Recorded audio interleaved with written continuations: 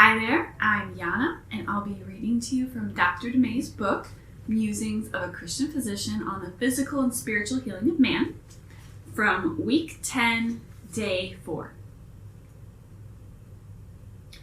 So our subtopic is belief versus works, probably more commonly referred to historically as faith versus works, but I think belief is a more appropriate concept, as I've explained previously.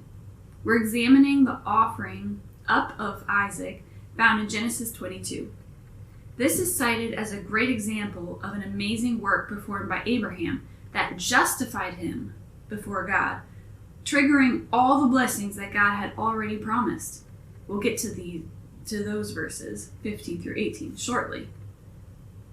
But what I'm endeavoring to show, based on Scripture, and vital to our Christian walk and enjoyment of all the blessings promised to us, including healing, is that the justification of Abraham occurred previously in Genesis 15 when Abraham believed in the Lord and he accounted it to him for righteousness. Verse 6.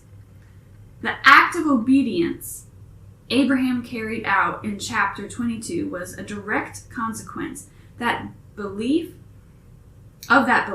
and it did justify Abraham, but not before God.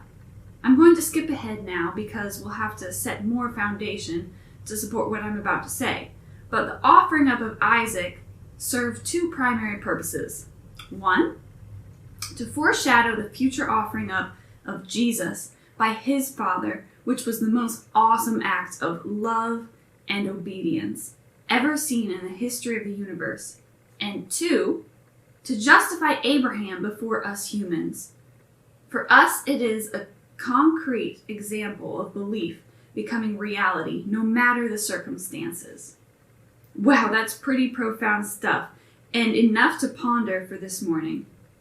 We'll get to all this, but as the Spirit directs, first we will look at the provision of God for us, demonstrated up on Mount Moriah.